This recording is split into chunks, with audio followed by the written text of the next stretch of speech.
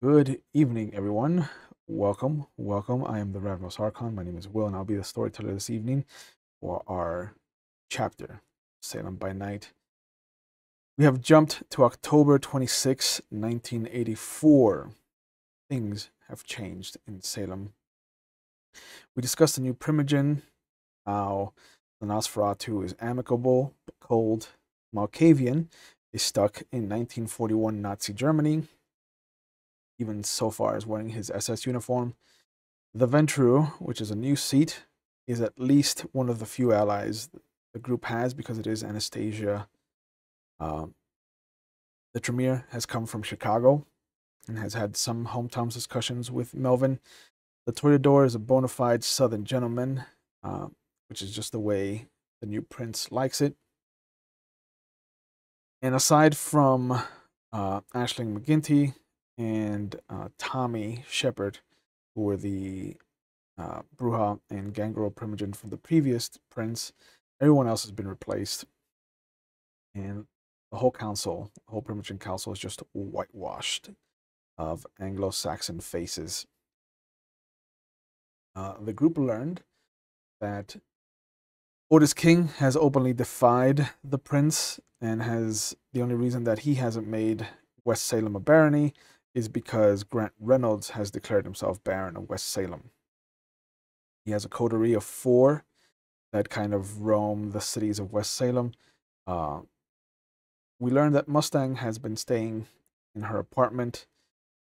She has let Erickson know where she lives, and she has learned the area of Melvin's haven, and has kind of used him as a go-between, switching from the coterie that she came from to the coterie that she exists in now.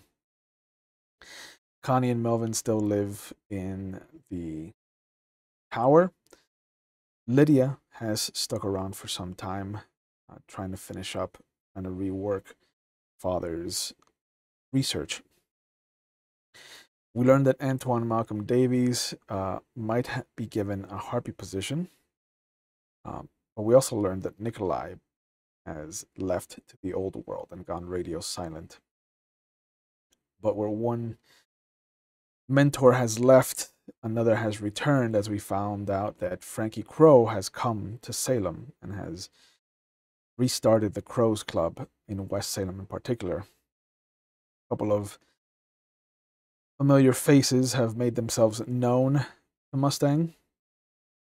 Melvin ended up sending out a message through Tulip that he wanted to meet with Sheriff Green in private.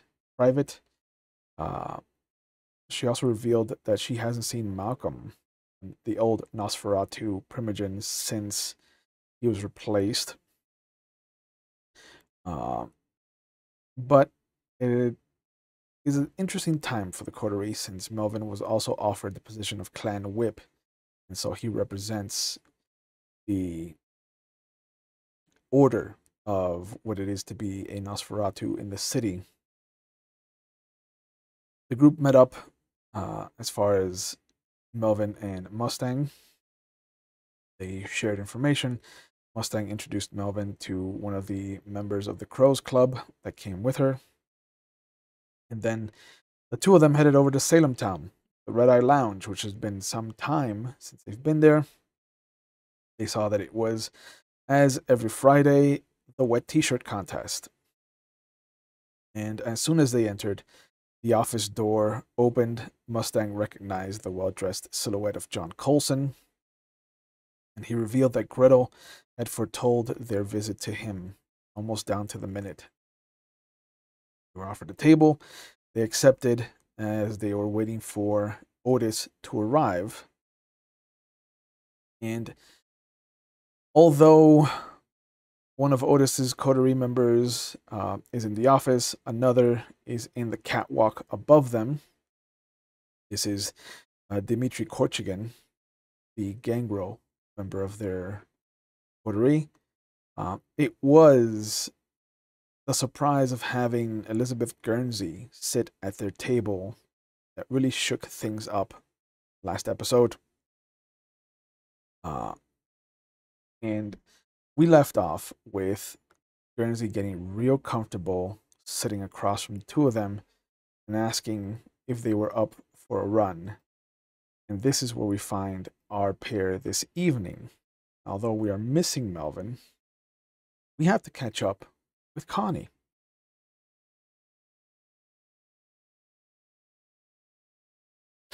Also, I don't think I revealed that for the whole month of October, we are fundraising with conjunction with McStabber Studios for the Game Pink Initiative and the National Breast Cancer Foundation. So, uh, in chat, there are exclamation point NBCF will bring up information about the National Breast Cancer Foundation, and exclamation point donate will give you a link that you can follow if you'd like to donate, and if it's within your means, of course. But it has been some time since we saw Connie last. The Elysium was harrowing, to say the least. Things have changed. And although you and Melvin have gotten closer in the wake of having lost Albert Frost, I think things have been interesting. What are some of the things that you think Connie has been up to between then and now? Well, I mean, I think that I agree. I think that the relationship between her and Melvin have probably become a little bit closer in light of this loss. I think the loss affected her tremendously. Um in the sense that she has been going through a grieving process. Um Meaning that she probably, she's been having a really difficult time, connecting her everlasting life with the infinite death, like reliving that fear that we all learn when we're like 3 years old when we realize, one day we're all gonna die. Kind of that, just imagining and having, sleepless days filled with the thought of her friend basically exploding and and and and feeling very alone. Even though Melvin has been there, Melvin has been very like task oriented for revenge. And while I'm running alongside him, I can't help but feel like I'm a couple steps behind, trying to catch up, a little lost. There are so many more things that you have to do in particular compared to Melvin, because what's happened with Josh's house? What have you done there? I've basically abandoned it. Okay. Um, I, uh, I I've tried to go back a couple of times to see if there's been any notes left for me or any messages left, because I don't know a whole lot about where he is Mm. right now. I know that he wasn't at the Elysium, Yep. and I know that he is likely still with the Lycans, and without his ever presence, like without his guidance, especially now, I really don't know how to function. I'm it's like I'm seeking my dad Mhm. and he's not around. So, Have you? going back to the house is painful because I don't think I've seen any evidence that he's been there to leave me any notes. Um, but We'll pin that. Have okay, Have you gone back to the storage unit? absolutely not. Okay. I have not gone back to that storage unit. Um, that's way too intense for me. Okay. Though I forgive him, I guess, for his indiscretions. It doesn't make it any easier to walk in there and see my brother stuffed and terrorizing me, and I certainly wouldn't be able to go in there alone. Yeah. If I had to go in there, I wouldn't go in there alone. Have you tried to keep tabs on your sister? Casually, I have made, like, casual attempts to sort of keep track of where she's at, especially since she's very tied to all that's going on, but of course, I'm trying to keep my distance because the reality is that I haven't changed. Um, I don't know if I've been very successful in locating, like, seeing her visually, but I would definitely guess that on the days that I am willing or on the nights that I am willing to leave my home or to leave the apartment, I've probably been doing some sort of low surveillance on where I think she might be.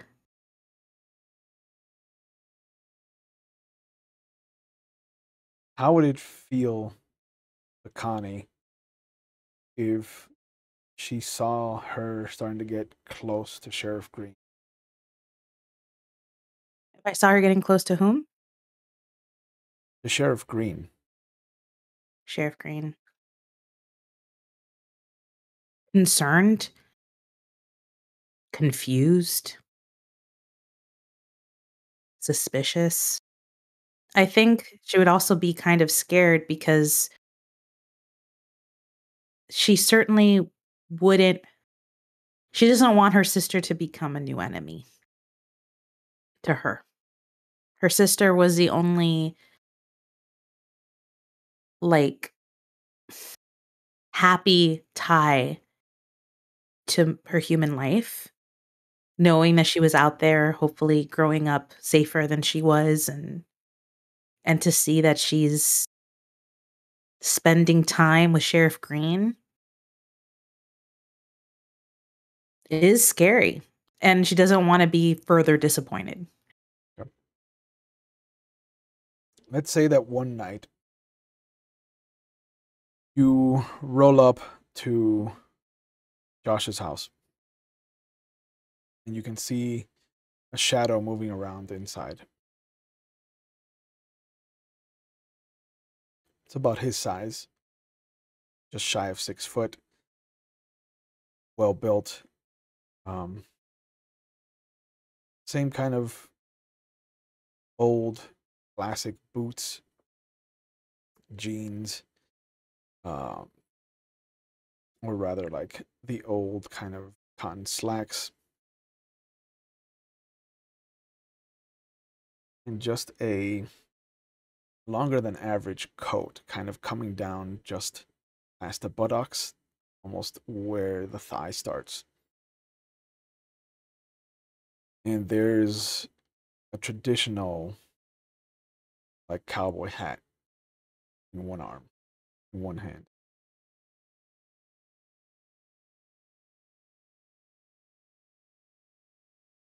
Oh, boy.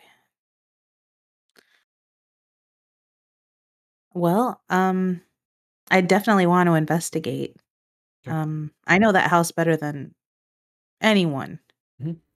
So my instinct would be to let me see, what's it called? I would activate Silence of Death. Okay. I would intensify whatever level of stealth that I have, Mhm.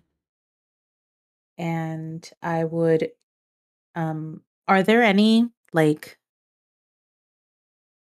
alternative entrances that aren't the back door and the front door that I'm familiar with in this house? Uh, there is a window that you know is a little bit bigger than average that was probably used as a point.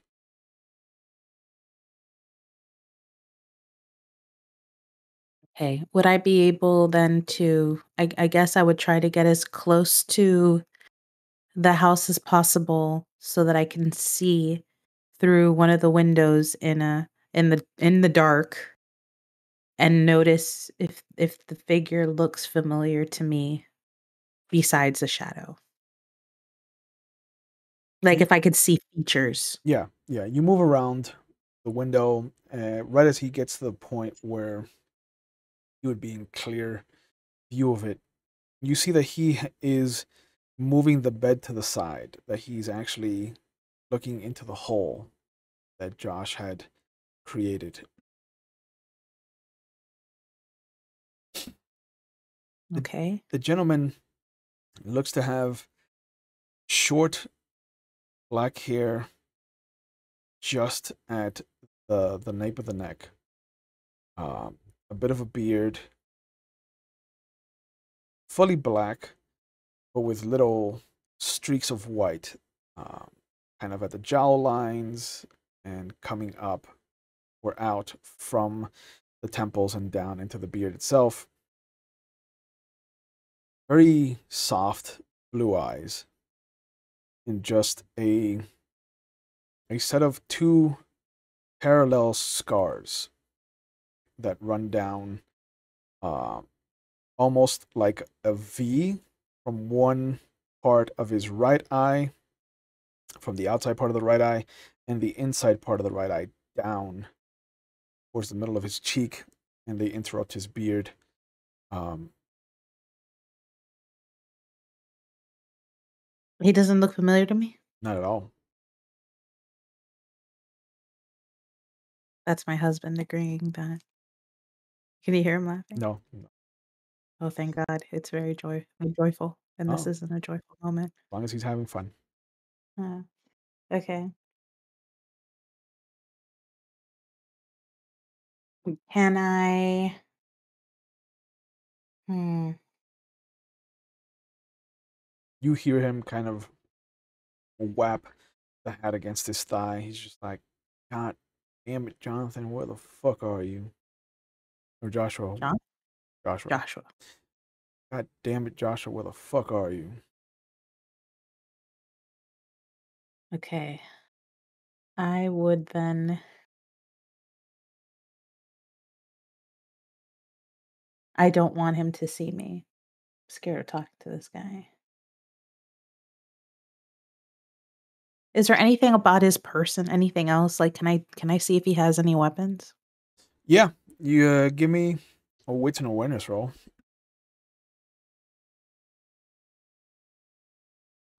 Remember, you should be at hunger 1 since we are jumping in time. Okay.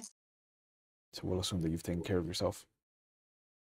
Okay, I got a 10, a 6, a 4 on my hunger dice, and a 2. Okay.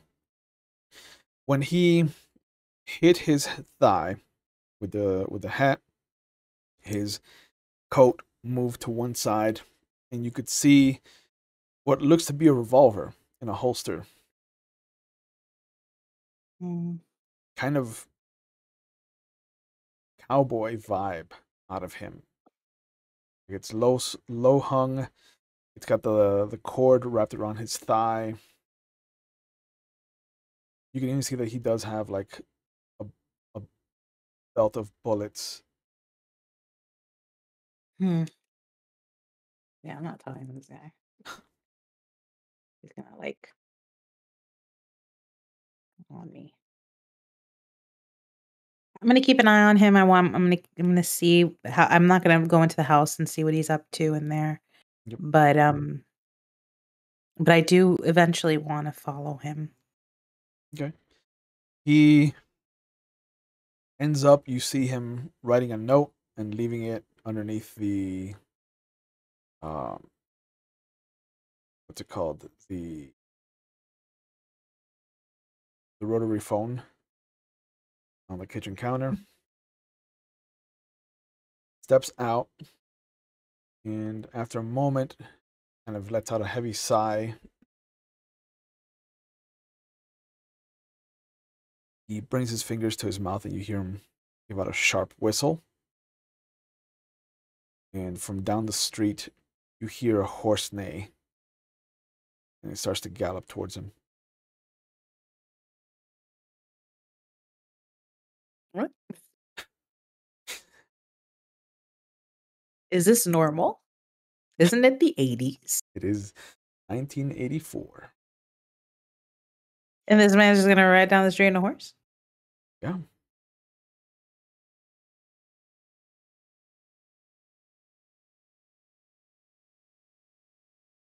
Wonder how far he came with that horse. Yeah. The from 1883. Um, as the horse comes up to him, it saunters a trot, the dead stop in front of him. Excuse me. You can see that there are some saddlebags underneath the saddle itself, and there's one kind of Winchester rifle sticking out from one of the bags that comes up alongside the horse's neck. It's very almost like you stepped into a Western movie set. This guy doesn't belong here.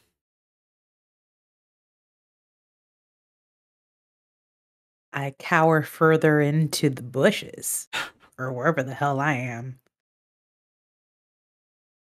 and wait patiently for this man to gallop away.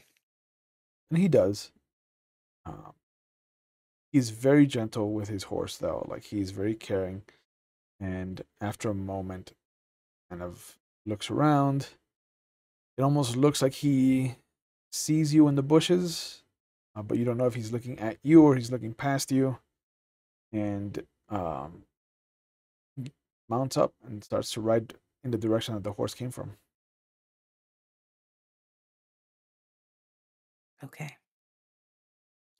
Once he's clear from sight, I want to get into the house, not through the front door, um, through either the window or the back door, whatever is easiest Yep. to get through. Looking around, of course. Is there anybody watching me? No, no.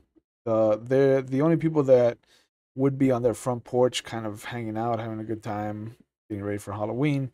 They're watching him the whole time. All right, cool. So I'm gonna take that opportunity to hop through a window or some shit. Yep. Okay. The house is quiet, Okay. and now that you're following in this man's footsteps, there's a familiar scent of Joshua. Mm, so he was here. Okay. Can I use that scent to look around? I guess I can go toward. I'm assuming it's gonna be strongest toward the hole, right? Yeah, it is incredibly strong in the bedroom. Um, and you can see that it looks like somebody was sleeping in the hole, if not within the last couple of days, within the last week for sure. Is there anything in the hole that I would have sniffed out that maybe this guy didn't see? Give me a wits and awareness roll. See what you pick up.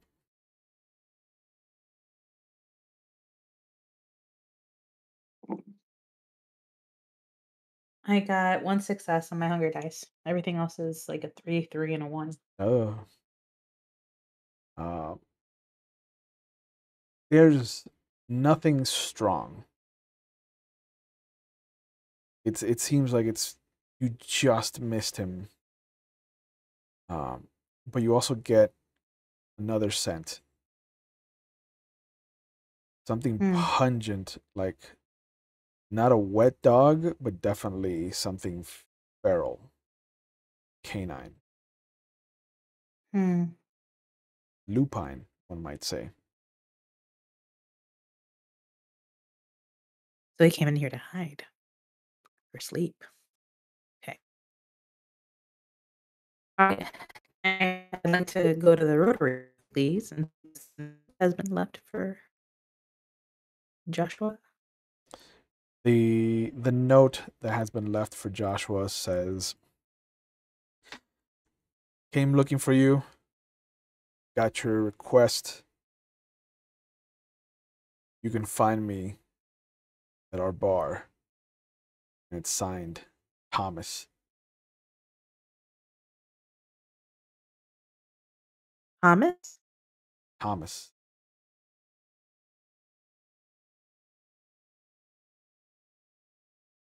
Thomas W.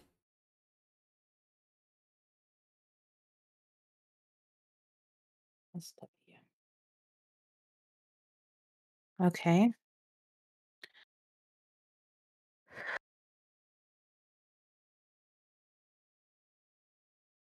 I don't know whether I want to leave the note or take it.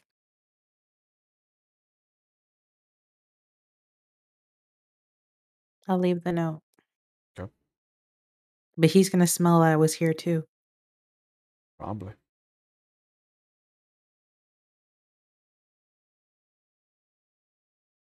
Hmm. I'll leave the note. Okay. I want him to know that I was here. Okay. And I'm looking for him too. Our bar. Yeah. Would I know of any, like, any haunts that I know that he would go to? You know, he talked about going to the Red Eye Lounge back when he was getting acclimated and becoming friendly with the Lupines, because that's before Otis King showed up. This is pre 1980.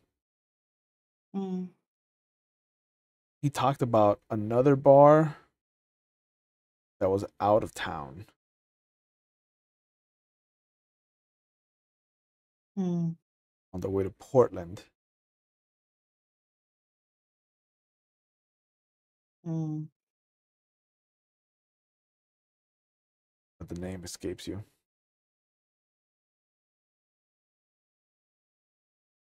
Okay.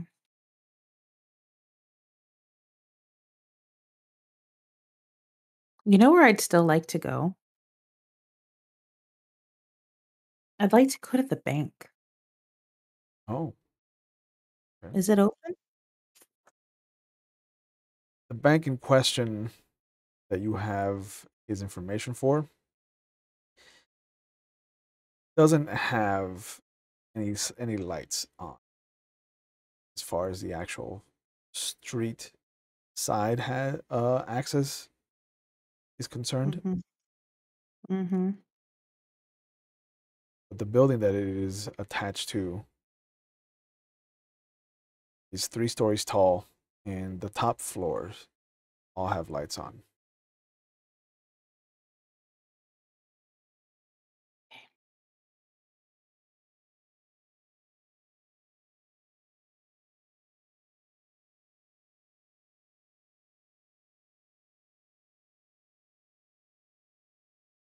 I want to go to there. Okay? You're gonna try to find an entrance. You can use one of your new potence abilities. That's right, I got a phone. Thanks, Melvin. Okay. All right. Oh, good guy. Good guy, Melvin. Let's drink him. Um, Phrasing. I guess. I mean, I have some new abilities now. I guess I could leap. Uh, yeah, could I leap to the top of this building? The top of Would I make it? the It's 3 stories. find out how much the potence adds to you. Um,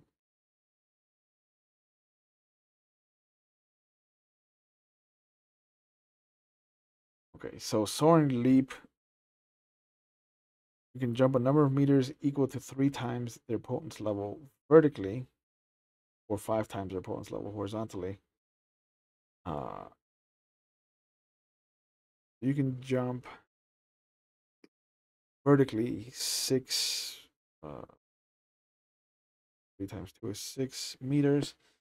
That's about 18 feet up without running start. good way. You could definitely make it to the lowest fire escape. Or would it go kong, kong, kong? I mean, you would be landing on it. Yes. Ugh. Okay.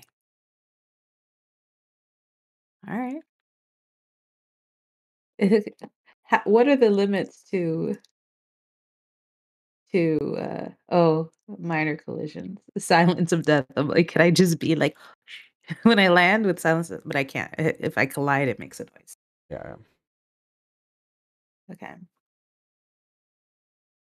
Is there is there a ladder accessible? Do I like or would a leap need to happen? The ladder to lead up to the fire escape is currently in its up position. Either way, a jump would still be necessary, but uh, the ladder looks like it might be less noisy. Hmm. Could I leap enough to just grab the ladder? Yeah. All right. So I'll do that. I'll leap to just hold to grab one of the rungs of the ladder Okay. so I can bring it down. The ladder starts to swing downward, and then the counterweight catches, and it comes to a very soft kind of clang. Okay. So we climb. Okay. And at the top of the fire escape, or at the third story level of the fire escape, because it doesn't go all the way to the roof, you notice that the window is propped open. There's a little triangular wedge of wood. Hmm. Interesting. Okay, let's go in. There is a very Ma- simple hallway. Okay. Uh, Are there cameras? no, Okay. it's a very simple hallway that goes down and splits the left and right, the Okay. intersection, maybe 20 feet up. Do I see anything to the left or to the right that would? The left is just a bit of more of a hallway. You can hear what sounds like typing, and there's a very soft amber glow of some kind of fluorescent, not fluorescent, an incandescent light. Uh, to the right is a elevator shaft. Okay. Silence of death, please. Okay, And be, I'm going to be very very quiet. be very quiet because I don't want to disturb the secretary. I don't want to kill the secretary today. Yeah, Okay. that'd be nice. So, all right, I'll quietly make my way to the elevator shaft. Okay. As you approach it, the elevator doors open, and there's an empty elevator. All right. Are there cameras in the elevator? No, All right. So I push the button to go up. this is the highest it'll go. Oh, the highest that it goes. Yeah. Um, so I go down. All right. There's level 2, level 1, and there's a basement. Huh. I have a feeling I should go to the basement. You hear a voice. First time here. And from the corner, as the shadows just kind of wash away from this creature, you see this monstrous bat-like face attached to this 5'3" body that's thin, kind of lanky.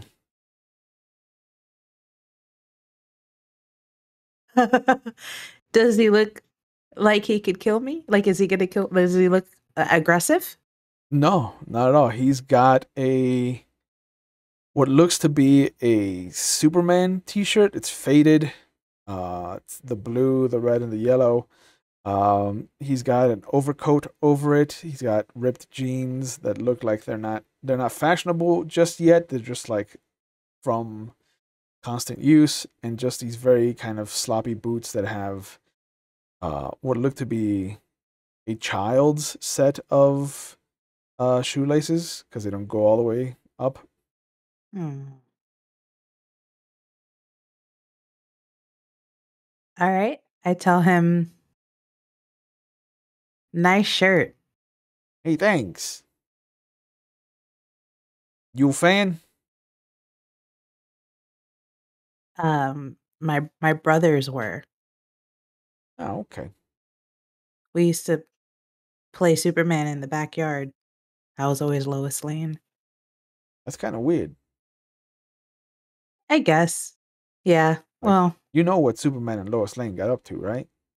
yeah, we didn't do, that part. I'm not judging. And he holds up his hands, and you can see that they are scabbed over. They just look like years of manual labor have taken their toll on it. Um, some of the flesh is missing, so the muscle beneath is very visible. Uh, but he kind of looks, aside from his monstrous appearance, he looks like he might be just shy of 18. Like he might have been a kid who was turned. Um, well, we have that in common. Well, to answer your first question, yeah, this is my first time here. Wouldn't mind a lay of the land, if you will. Yeah, yeah. You got your key with you? Because they're gonna ask you for the key. Do I have my key? I mean, I would hope that you would have come here with everything. And I have my key. Yes, uh, I do. all right, then yeah, you should be fine. Does the key say, like, what box it belongs to? Or do I have Mm, to, like, go into, like, a directory? It has a set of geometric shapes. Okay. Do you know what that shape means? Nah, nah. Every key is a different configuration. And he holds up his key, and it has what looks to be a strawberry, a lemon, and a thing of grapes. Okay. So I just sorta have to guess? Nah, nah. They'll tell you which box belongs to you. Who Great. gave you the key? They didn't tell you about the place.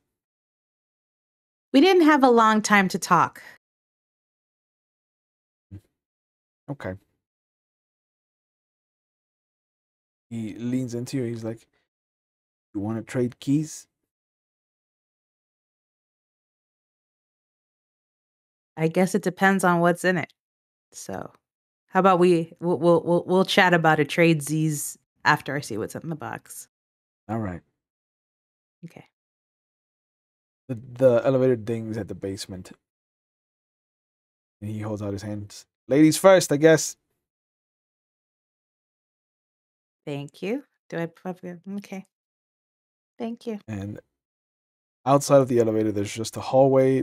There's a couple flickering lights, and there is an incredibly old-looking uh, troll of a man behind the desk. Looks to be maybe 5 feet tall if he stands upright. Uh, got his nose in this home of a book, and as the door opens, there's a heavy sigh that he lets out. It's his little spectacles on the book and kind of looks up expectantly as the two of you exit the elevator. Okay. Uh, I'm looking for a box. Can I show him the key? He looks at it, and you see him flipping through the tome till he gets to a page. that at the top corner has your symbol. He's like, yes, yes. You are looking for box 1617. Hands you back the key. Points to the left. That way, please. And as a light flickers, you can see that there's a doorway. Okay. Thank you. The kid's like, hey, good luck with your box. Thanks, Superman. Yeah, just call me Clark. Okay. And he starts to show the old man the key. As you walk into the doorway, you notice that there's just shelvings.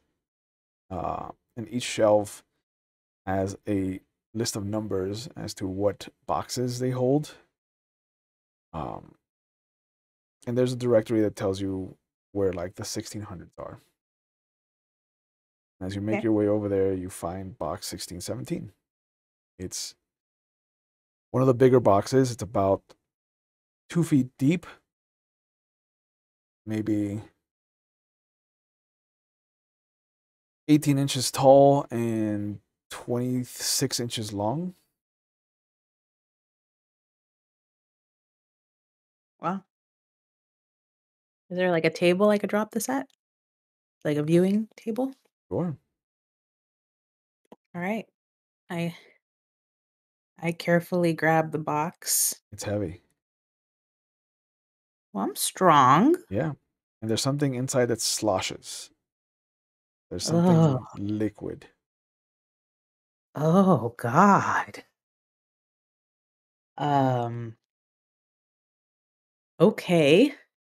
Am I able to like do I feel confident when I'm trying to carry this sloshy box? Yeah. Yeah. It just every time that you shift to one side, though, you can hear the water. You can feel the gravitational centrifugal force of the water kind of pushing in that direction and then wanting to push in the opposite direction.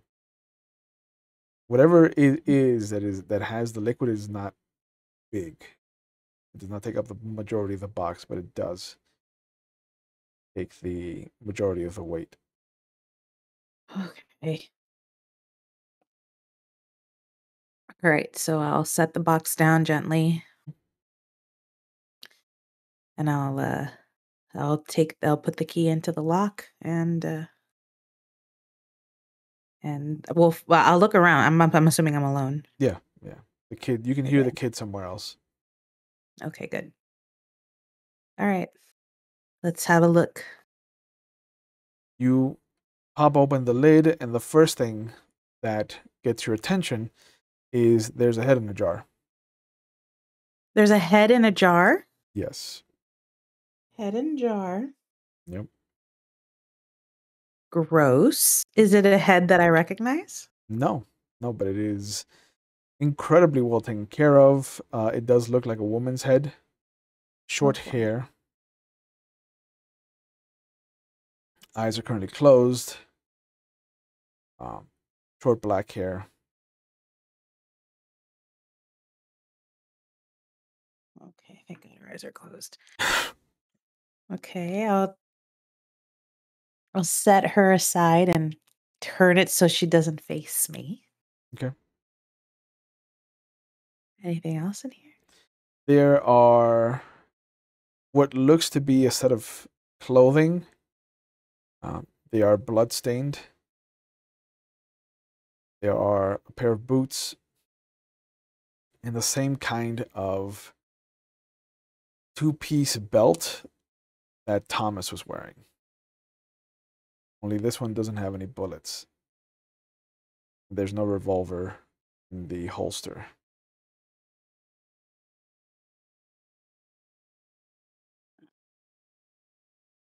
Fuck. Anything else?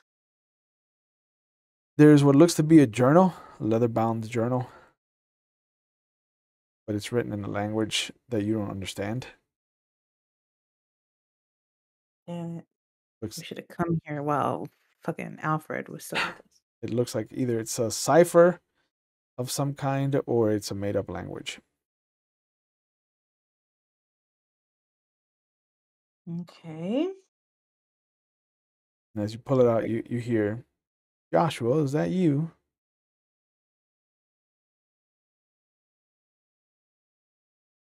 Hmm. Hmm. Turn me around. I can't see you. Oh, oh, that's talking to me now? Yeah.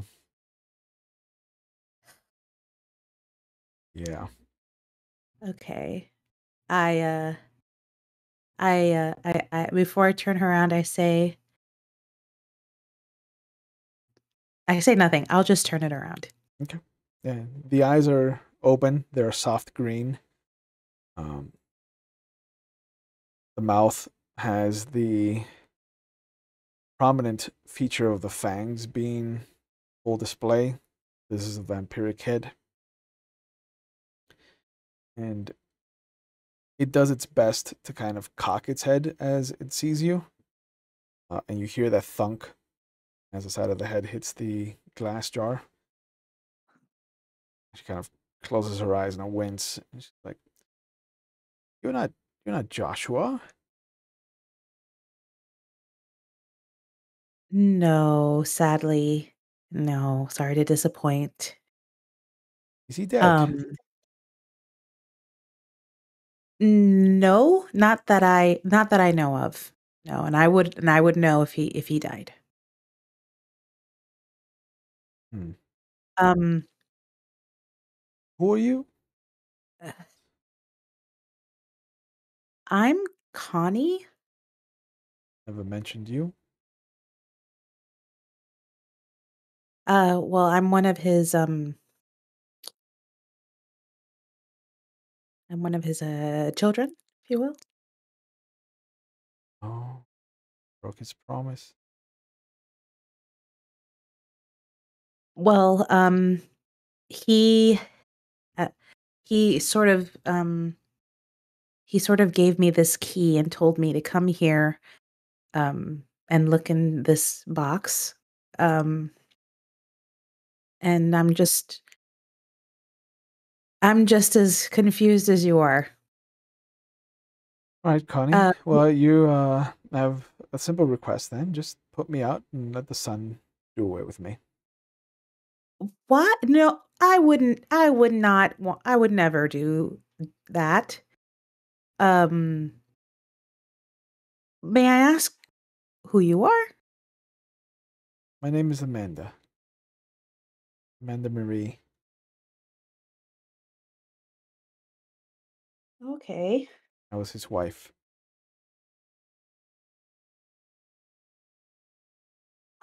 Oh,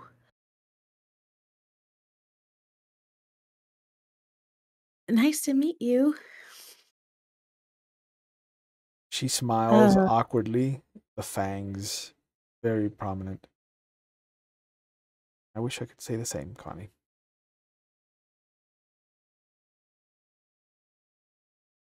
well,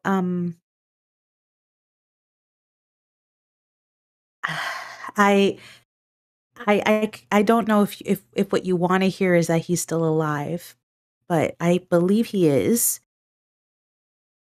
I'm also sort of looking for him. Um, Amanda, would you be willing to tell me a little bit more about the stuff that's like why you're in this box and what all this stuff is? I can only tell you that I'm in the box because he's nostalgic or sadist, masochist. I never know which one it is.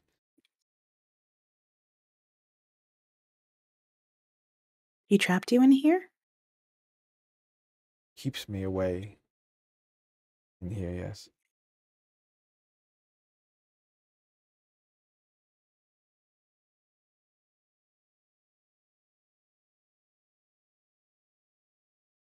I think I might have seen photos of you in his house. Did you two have children together? Yeah, little boy.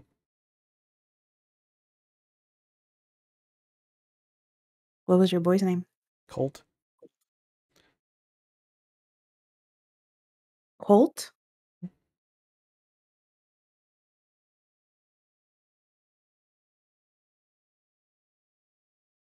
I'm really sorry that you're in here. I mean, you could fix it, Connie.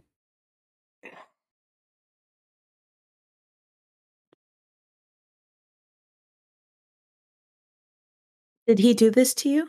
Like, did he turn you? No, done to me. Who did this to you?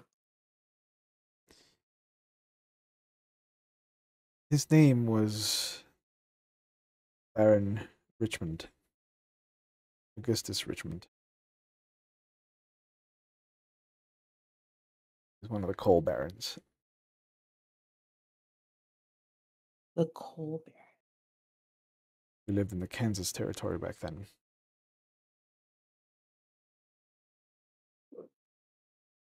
So you were turned by Baron Richmond, and then One of his men, yes.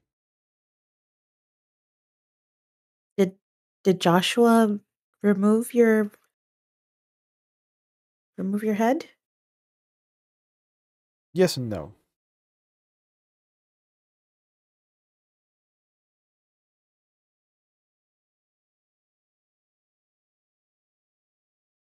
Well, I know that I've come to learn that Joshua is quite a hidden hoarder.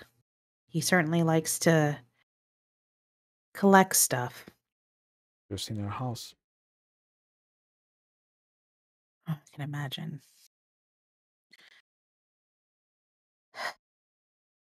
Can I ask you a question? Does the name Thomas ring a bell to you? That man.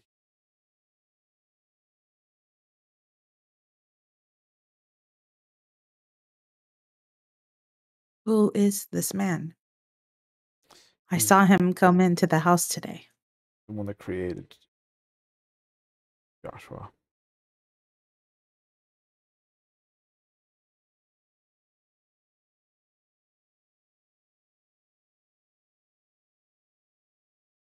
He's trying to find him. I think that's why Joshua's hiding, among other things.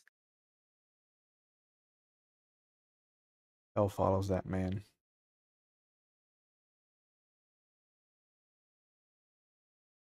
Do you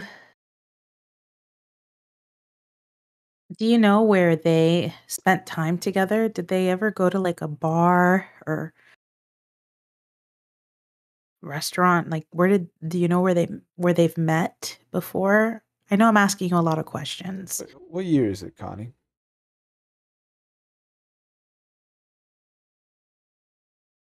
1986?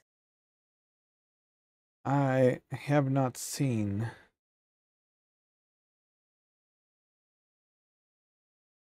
Have not been outside of this jar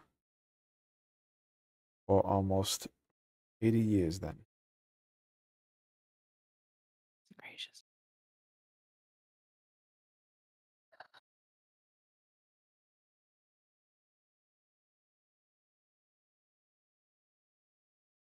Okay.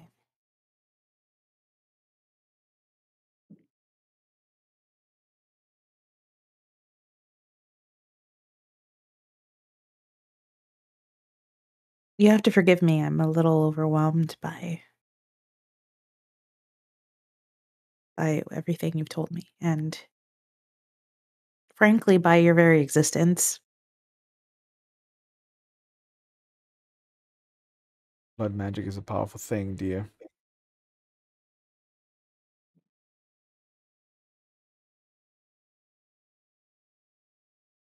And and Joshua has you alive just because he's an asshole? I think it's more because I'm his moral compass.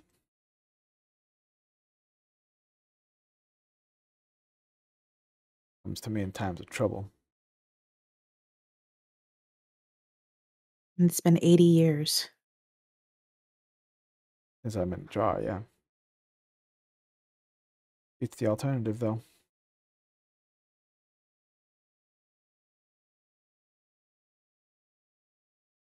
Do you want to stay in this jar? No, of course not.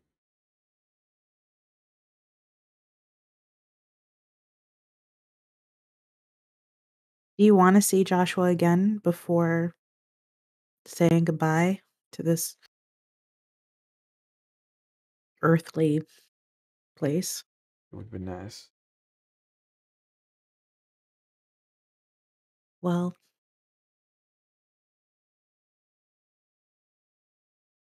I'll be honest, I don't know if I can take you out of here without anyone noticing I'm carrying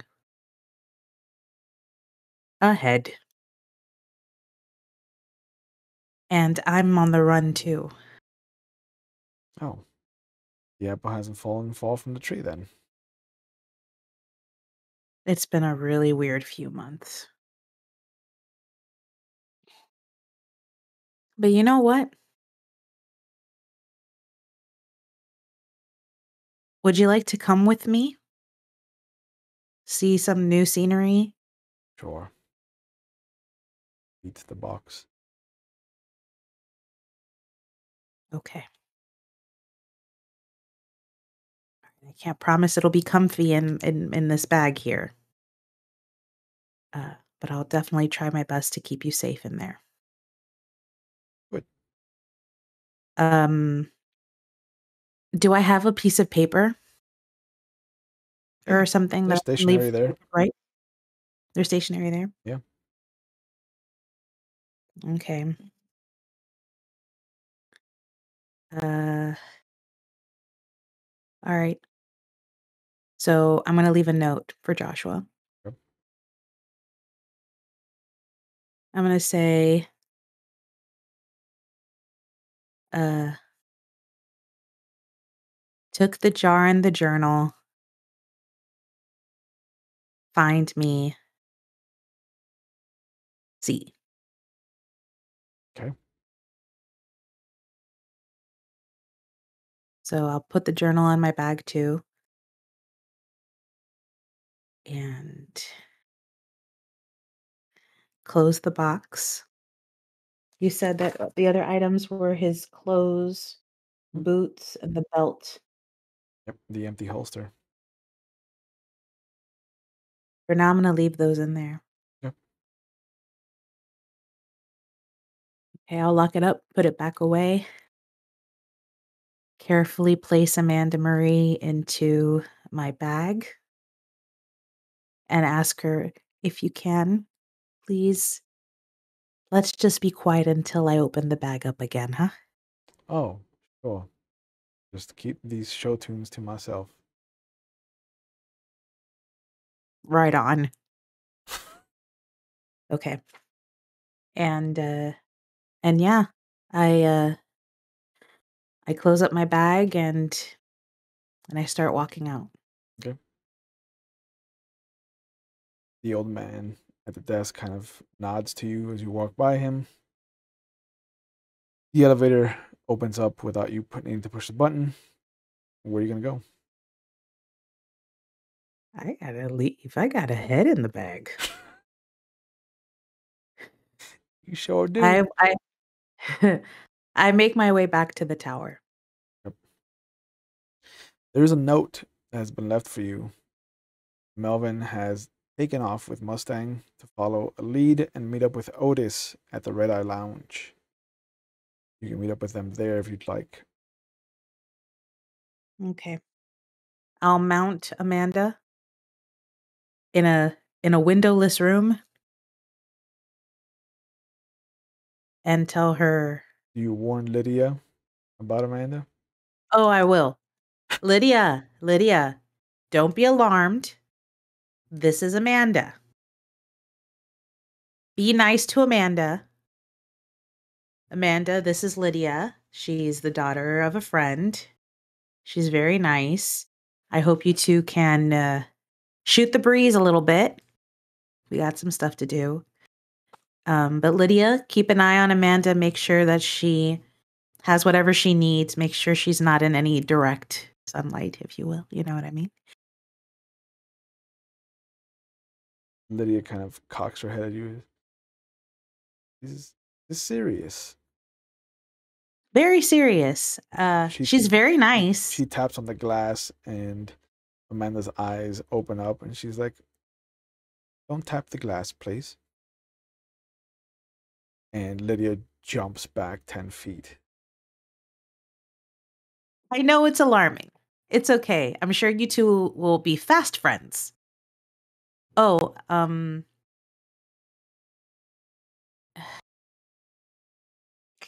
I show Lydia? I'm going to show Lydia the journal. Okay. Does any of this language look familiar to you? There are fragments of Latin. Looks like Old Greek. Hmm.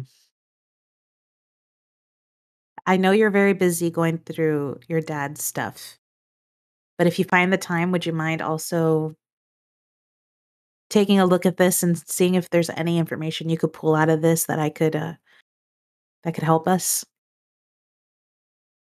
Sure, of course. Thank you.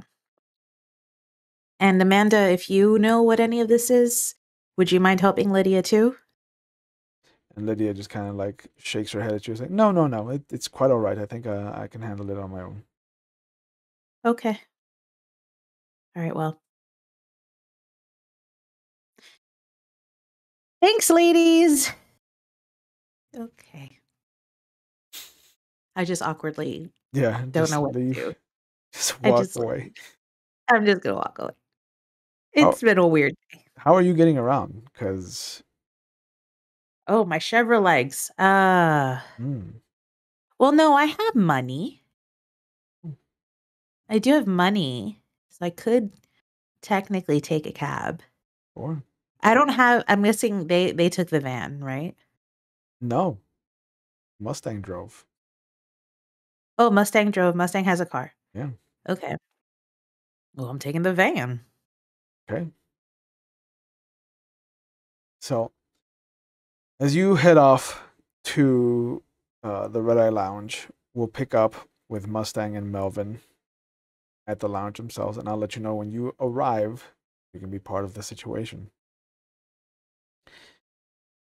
Elizabeth Gurnsey kind of smiles at Melvin, smiles at Mustang.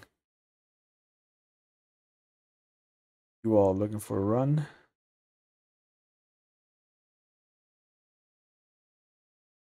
Grant speaks highly of you. And she points at Melvin.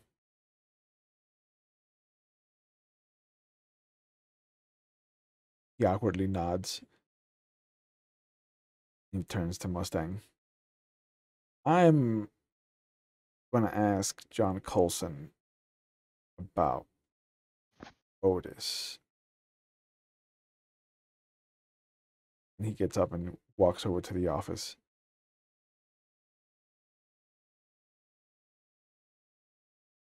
Guernsey turns to look at Mustang. You're with him now? Yes, you could say that. What happened to the senator? I don't know. See him sometimes. You doing well? Last I checked. Good. What do you care? Oh, him and I got unfinished business. I need to be a good girl.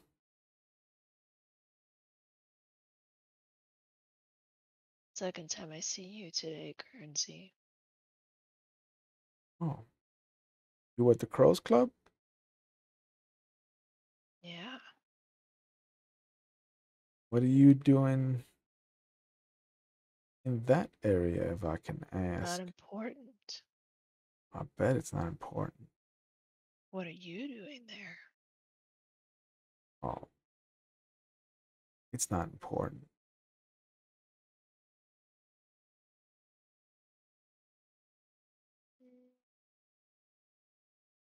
Does Otis know you were at the Crows Club? Why would that be important? You don't know about Frankie and Otis? Why don't you tell me about Frankie and Otis? Mustang, I thought you were better equipped with information.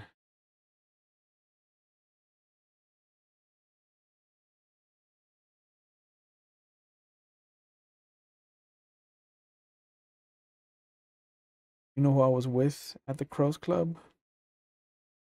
No. He leans in. Will I spoil the surprise then?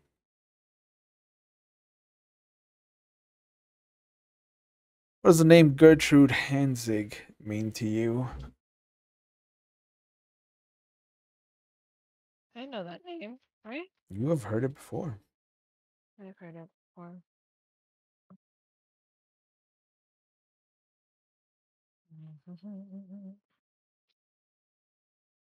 What do I know about that name? Nikolai and her have butted heads in the past. Mm-hmm. He is a I venturer. know.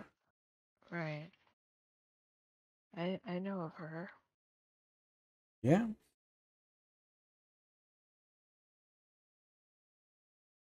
Yeah, I also know she turned Frankie. Oh, you know how far the apple has fallen from the tree. Yeah, I do. She pulls her chair around as she's right next to you. And she brings her hand down top of yours. Can I tell you one more secret, Mustang?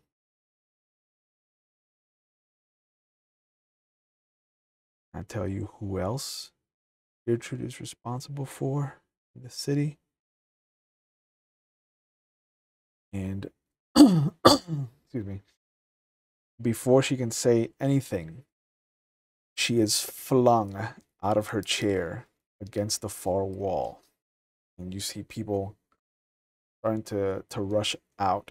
And there's some wet t-shirt girls kind of screaming and rushing out of the building. Um, and you see this tall, like 6'3" monster of a man who just has this long, ragged auburn hair, this kind of soft honey eyes, this ragged beard, and just this mishmash of different pelts that have been sewn together to create a coat, like this long coat. Um, this is the first time you've ever seen Dmitri Korchagin up close and personal. Okay. Uh, but this is the member of Otis's coterie they call the Monster. Right. He looks back at you. I think it would be safer in the office if I were you. And his hands suddenly burst. There's this kind of red mist that suddenly encompasses them. And from his fingertips, you see just these wicked claws. Guernsey gets off the wall, pushes herself off the wall, and as she does, the shadows behind her suddenly start to writhe, and you see them pulsing, and they peel themselves off of the walls to create these 3 tentacles of just pure shadow. Mm. People are running around. Some are leaving. The bouncers are trying to make sense of the situation. Some of them know what to expect. You can see that one of them is just kind of head on a swivel. Mm-hmm. How does Mustang want to proceed? Well, he just told me to go to the office, right? Mm-hmm. Um, she would. I mean, I want to fight, but she would hide. She would run. Um, So we're gonna run to the office. Okay. And sure enough, you see as you are about to go knock on the office door, the door opens. You see John Coulson pull his tie clean off in one swooping motion. Um, very gently wraps it around the doorknob twice. And you see him kind of crack his neck to one side, crack his neck to the other as he starts to roll up his sleeves. And as he does, you can see that there are alchemical runes and circles that have been carved into his flesh. Nice. And the one thing you notice is he extends his hands, he says something in a language you don't recognize, but that sounds very close to Latin. And you hear Guernsey scream. And out of every orifice, every opening that she has, you can just see that blood is starting to steam out of those orifices. It looks like he's boiling her blood from the inside out. Nice. But Melvin does kind of grab you and pull you into the office and kind of close the door enough to still be able to see. He's just like, "Are you okay?" Could be better, to be honest. He pulls out his gun and keeps it trained on the door. She pulls out her gun, too. She gets past them like, "We're gonna need to really unload on her." Yep. And you see Guernsey suddenly standing in front of the two of them, and the next second she's behind Portugan. And she flings him against the mechanical bull. You hear the heavy crunch. You see part of the pipe just kind of pierce through his lower abdomen and come out the front. And he coughs up this it's just glob of blood. Coulson turns to face her. He drops to one knee, puts one hand down on the floor, one hand on his chest, and you see this circle of blood erupt out from the scarification that he's done to himself. And there's just this kind of circle that surrounds him.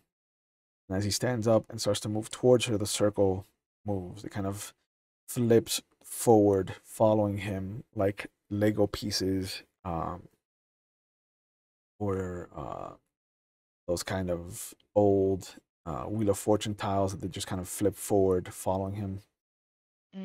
And as he steps up to her, the circle reacts and starts to push her back.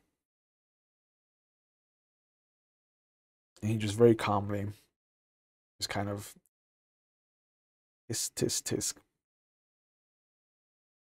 You should know better than to invade a Tremere's haven, especially when the Tremere is there, Miss Guernsey. Things go really badly for those people. He snaps his fingers, the circle vanishes, and again, you see her scream, and more blood starts to evaporate out from her orifices. Corchigan, at this point, has pulled himself off of the mechanical bull, and in a frightening display of power, as more and more of the people have left the club, you see him tear the mechanical bull off of its hydraulic system and just toss it at her. Nice.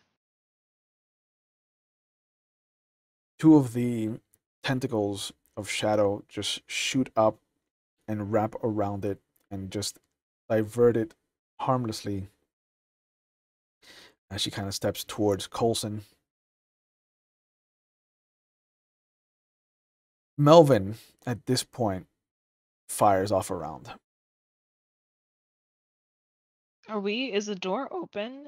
Can we see, is that why we can see everything? Yeah, he kept the door open enough Okay. to at least have Do his we gun have hand like out. a clear shot of her? Yep, that's why he took the shot. Okay. There's nobody near her. Coulson, the closest one to her is Coulson, and he's like 8 feet away from her. Mhm. Dmitry Korchagin is maybe 12 to 15 feet away from her. And so Melvin took a shot, and you see it hits center of mass, just right where her arm is. Okay. So since I see that we have a clear line of shot, Mhm. I want to take a shot as well. Okay. Are you aiming or are you firing from the hip? I want to double shot. I want to double shot with Oh, both my guns. okay. And let's have you roll your dexterity and firearms.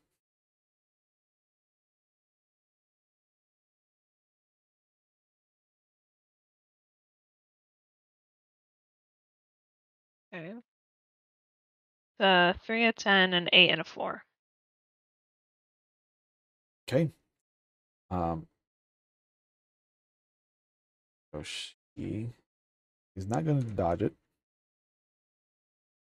You've done 2 damage plus you're holding what, 45s or 9 millimeters? 45s. 45s? We'll say that's a medium gun, so that does 3 plus another 2. So you're doing 7 points of damage to her. Aft brings it down to 4. You see, she looks in the direction of the office. She kind of spits out some blood.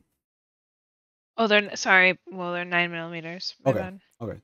So yeah, it does 6. So it's still taking 3. It's just 1 point less. Um, and she just kind of looks over towards the office, and she's like, "You bothersome gnats!" And in an instant, she blinks out of where she was standing and is standing right in front of the door. You see her reach out and grab Melvin's gun hand. You hear the crunching. It's very reminiscent of when Erickson tried to establish dominance over Tulip and the tables got turned. Uh, but you see that the gun that Melvin's using is destroyed now. His hand is warped and mangled and kind of fused physically to this handle. And he just lets out his scream. Can I attack her? Sure. You can take another shot. So I'm close to her now. Mm-hmm. Okay, I would like Point blank. to like I could take a point blank shot at Yeah. her. Yeah. Okay, then I'm not gonna try what I was gonna do. I would like to take the 2 point blank shots at her. Okay. Finger guns. Um. Okay, so that was a 6, a 4, a 5, and a 5. Okay. So you fire off both shots. You mean she's within 2 feet of you. It's a dead for rights shot with either gun. And as the muzzle flash happens, the gun recoils, the bullets fly out of the barrels. You see that instead of hitting her, you've hit the back of Melvin. What? And Said it was a point blank yeah, shot. and she also has a high level of celerity. Yeah. So she puts Melvin in the way, and you hear him scream as you do damage to him. And you see the 2 holes just kind of burst out this red and black vial of blood. And from behind him, you hear her scream, and she lets him go. And she starts to back off. And again, you see the steam coming out of her orifices. Connie arrives at the Red Eye Lounge as people are piling out. There's some of the people are flustered. The security guards are trying to get people to kind of be orderly. You can hear gunshots going off inside. And you do notice that some of the girls are dressed in those skimpy white shirts that they gave you for the wet t-shirt contest. Some of them are moist from having been shot with water pistols. But it is chaos out there.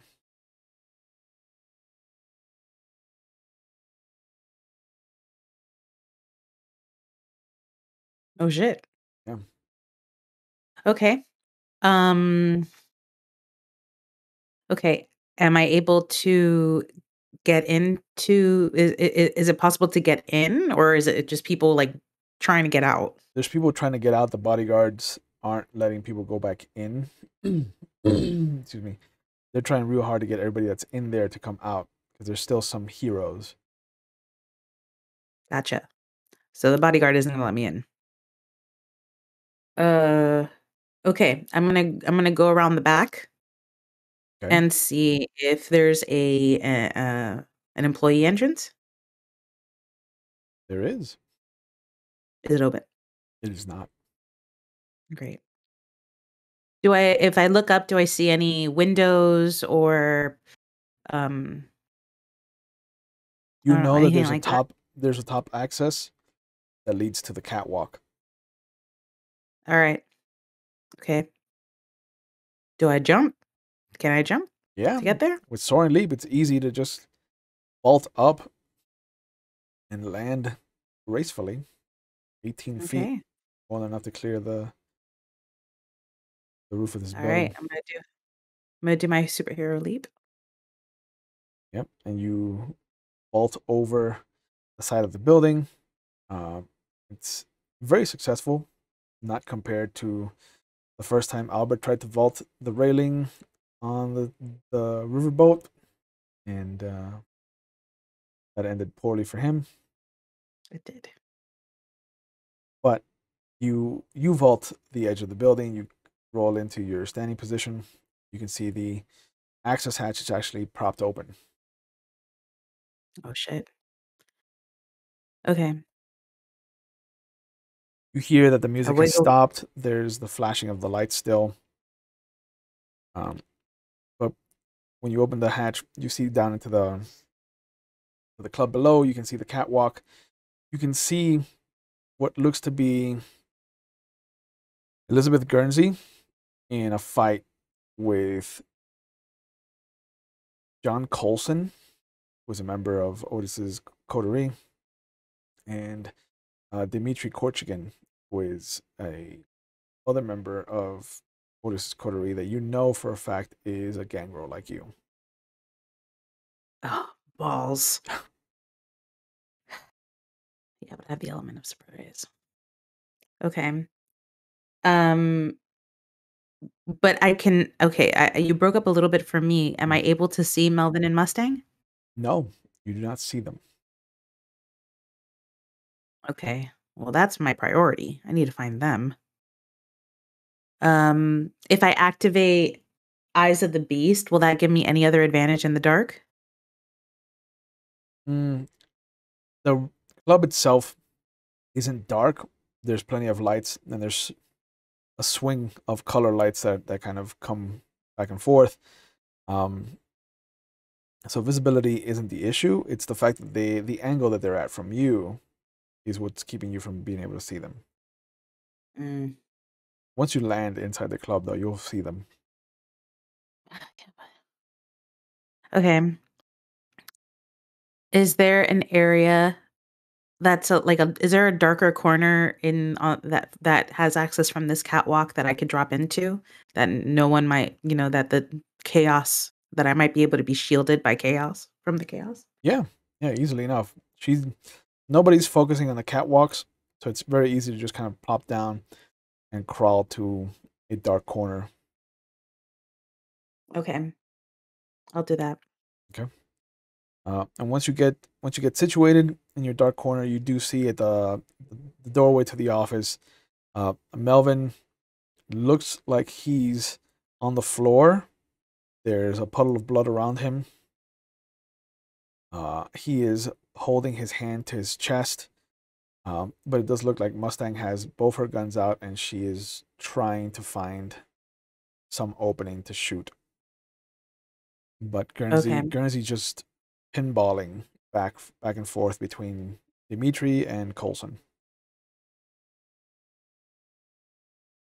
Okay. I'm gonna make my way first to the office and see if there's anything I could do Sure. to get Melvin up and running. So you make your way over there. As you're walking over the catwalk over this club, Guernsey shoots over, and just you see her holding Coulson by the neck, and he brings him into her. And there's a moment where she just kind of bites his shoulder, and you hear this violent kind of sucking sound like a garbage disposal with a full sink that's just been turned on. There's just this violent pull, and Coulson screams out in pain. She pulls away, and just like the Hulk did to Loki in Avengers, she brings him slamming to the ground. And there's just this crunch of what you imagine is his rib cage collapsing. She wipes the blood that she has forcibly taken from him from her mouth. She smiles. Haven't had Tremere before. This is exciting. And a fourth shadow tentacle sprouts. She cracks her knuckles and she squares up with Dmitry Korchagin. It is a very simple kind of roll over and land. But do you warn Mustang that you're about to land in front of her? Or do you just land in front of her? Land in front of her. I think I'm gonna take my chance. Okay. I don't want to draw too much more attention to myself, and by yelling at Mustang, I'm yelling at everybody. Yeah. Land in front of her. Yes. Do it. So I'm just gonna close my eyes and hope she doesn't kill me. So a shape lands in front of Mustang. What is the first Okay. reaction? I put my hands up like this. Does Mustang have the wherewithal to not shoot Connie? I think so. Does it work? Let's have you do then a composure and resolve roll. Oh, girl. See if Did they resolve? What is resolve? right next to it. Composure and resolve. Okay. Oh. Yep. Not too bad. We'll see. It's not terrible. You just need 2 successes. Okay, I have 2 1s, a 10, a 3, and a 7. Okay. So you managed to get the 2 successes necessary. The shape drops down in front of Mustang. The guns come up instinctively. The hands go up. It's me. And there is no gunshot that goes off. Yes. Okay. I'm gonna literally run past her and go. Well, I'm gonna go. Thank you, and I'm gonna run past her to see if I can get to Melvin. Yeah, he's right there. Okay. And you can see that his bleeding. hand. I left his ass bleeding. Yeah, but he has to heal to stop the bleeding. But it'll stop eventually anyway. But you can see that his hand is mangled. There are Mangled. there are just pieces of the gun sticking out of like his fingers, his palm. His thumb is facing away. It shouldn't. Uh, some of the fingers are just, they're all bent in shapes that a human hand shouldn't be bent in. He just looks up at you. He's like, "Hey, glad you can make it to the party."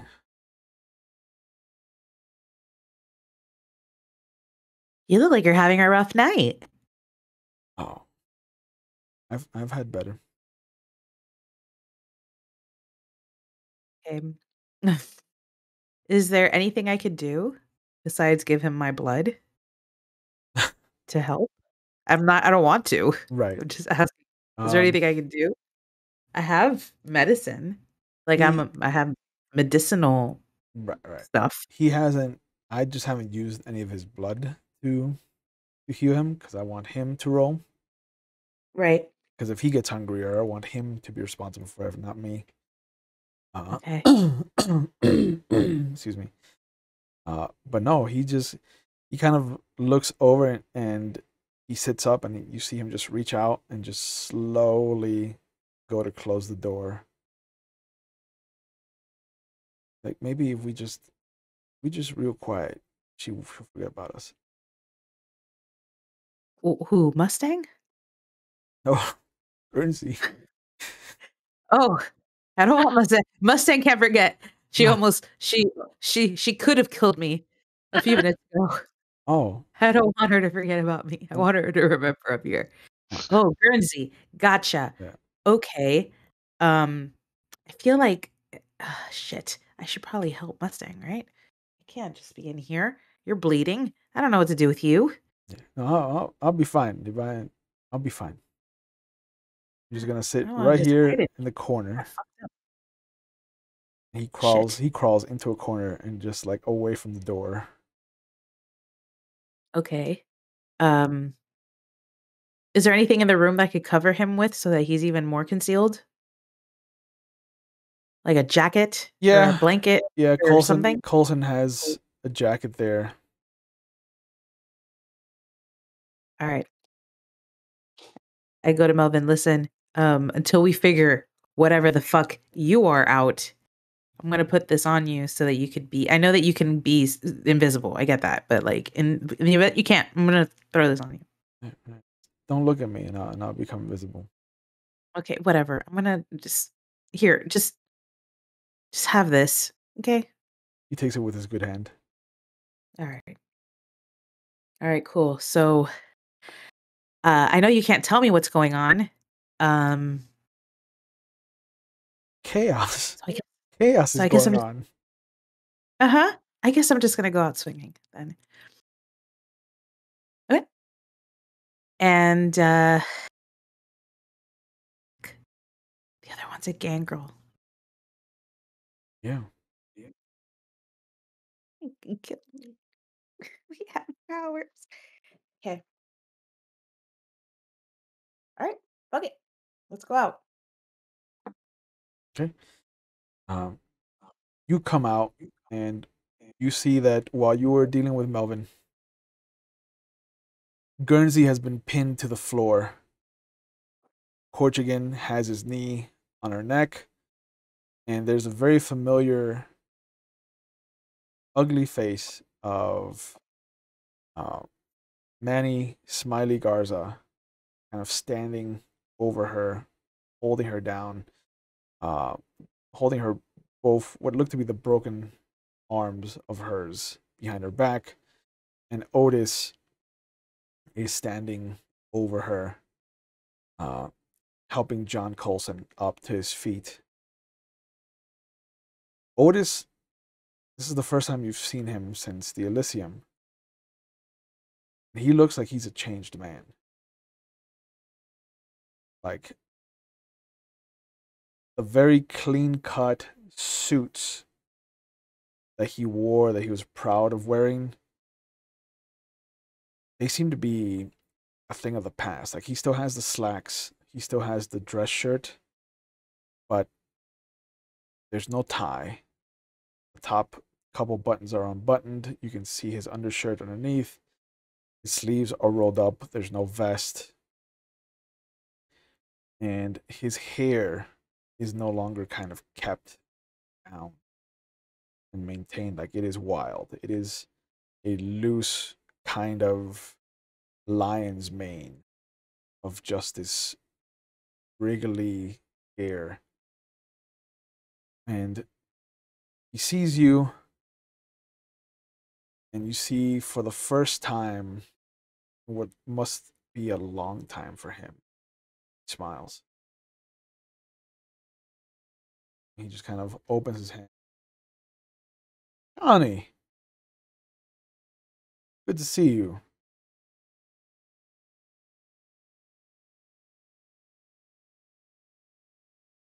Hi. Comes over, he gives you a hug. Oh. Yeah. How you been? Um, Thought you I've been died. I've been better. Okay. Um, okay. Where so I don't know where to go from here. I wasn't ready to see you here. All right. And you see him put his hand to your face. Okay. And you hear Manny from the floor. What do you want to do with her, boss? Getting pretty riley. He just looks down at her and looks up, looks down at Smiley. He's just like, let's get her off the board. I don't care. Smiley just kind of nods, like, yeah, okay. And you see him push, gently push Corchigan off of her neck. And he very methodically just grabs a handful, like a fistful of hair, pulls her head to one side, and then forces his mouth down on her neck, and you feel him start to drain her. Nice. Cool. Cool, cool. Cool, cool, cool. There's a moment where all the blood in her body is gone, and then there's the test. And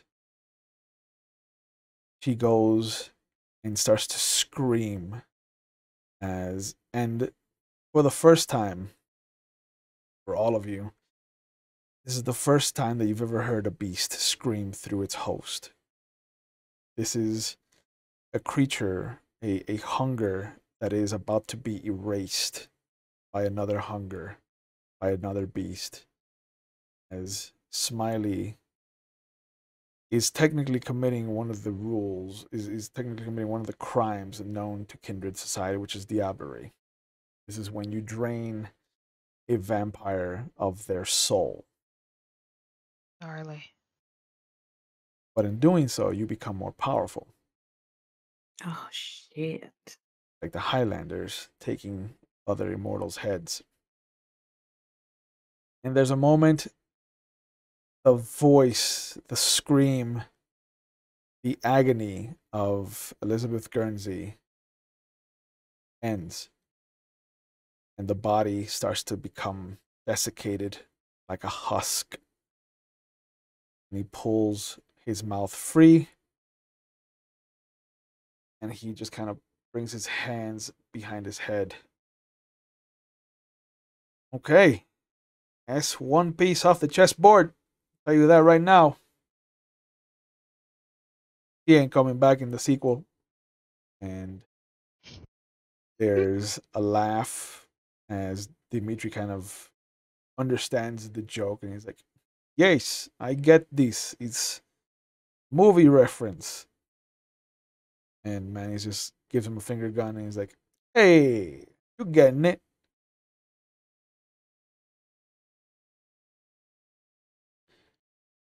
But Otis's coterie stands over this desiccated form of what was Elizabeth Gurnsey. The two of you have witnessed one of his coterie members commit a heinous crime. How you want to proceed?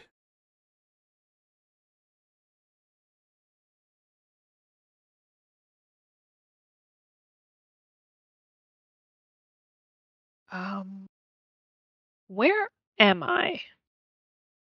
The door to the office. I'm at the door to the office on the outside of the door. Hmm. And Connie and Melvin are inside the office. Melvin is inside. Connie is right behind you. Is Yeah. behind me. Remember, he hugged Okay. So I'm going to turn around to Connie.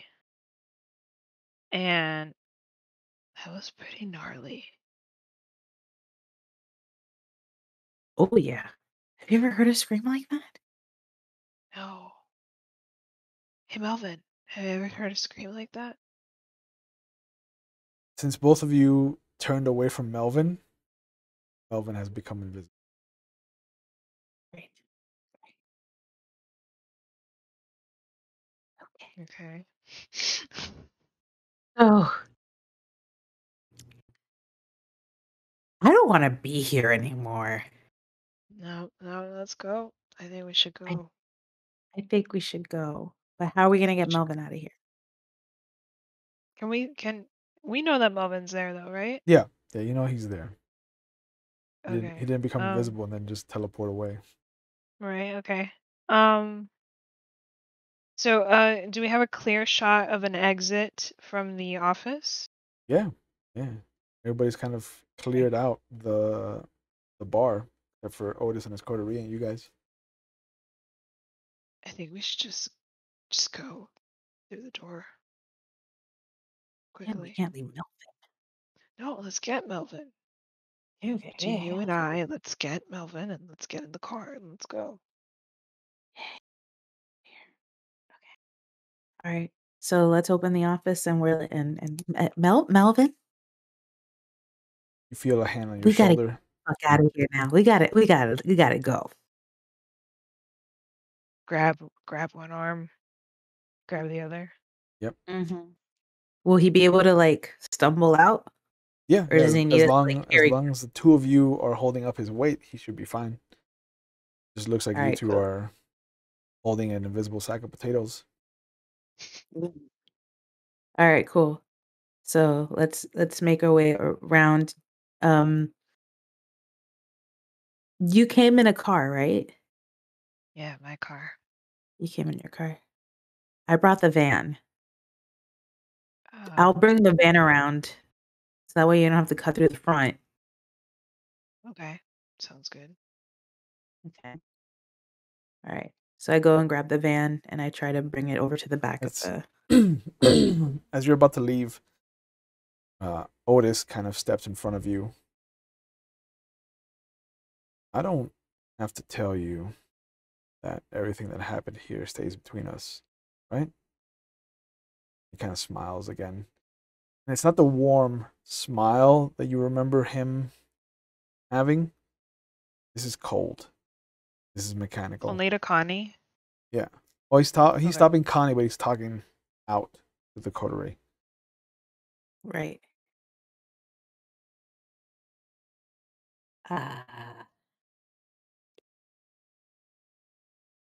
Not even sure I know what I saw. Oh. Manny gets up, comes over, puts his arm around you. He's like, "It's okay, boss. They're good people. We help them, they help us. No, what's a few secrets between friends?" And he gives you a big, wet kiss on the cheek. Ugh.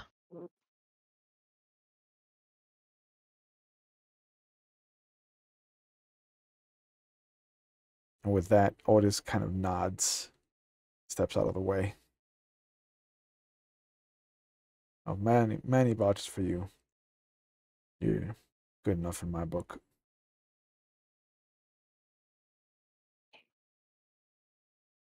I do the like, okay, gotta go. Okay, thank you. You go to pull his arm off, and it's not his arm that's been wrapped around you. It's a shadow tentacle. Oh,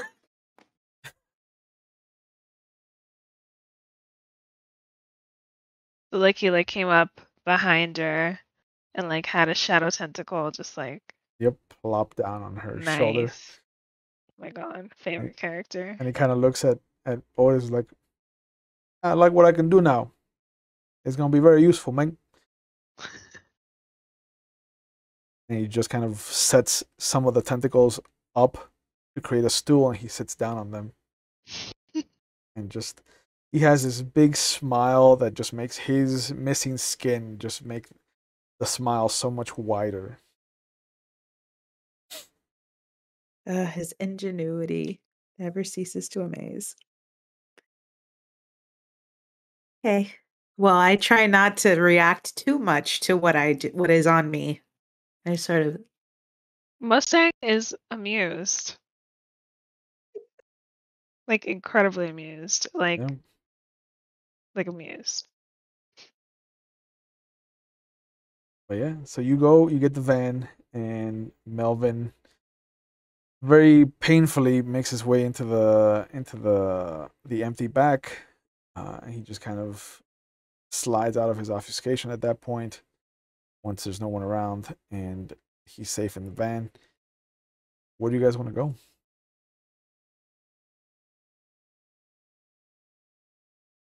Back to their apartment. we can go back to the tower, yeah.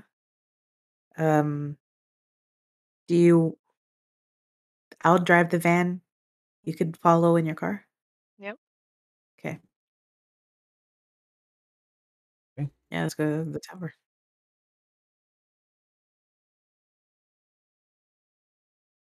As you two drive off,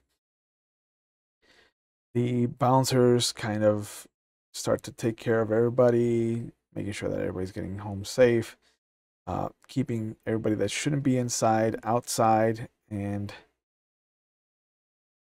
three of you have now shared something incredibly disturbing as you've witnessed diablerie firsthand. And it's been interesting to see the decline of Otis King from where he was when you first met him to the point where he can, without hesitation, have one of his coterie members commit this crime willingly just to remove a person from the board. But these will have to be concerns that are addressed at another date, time, because as you leave the Red Eye Lounge for what might be the last time in a long time, this is where we'll end tonight's episode. And I'd like to remind everybody that we are in conjunction with McStabber Studios.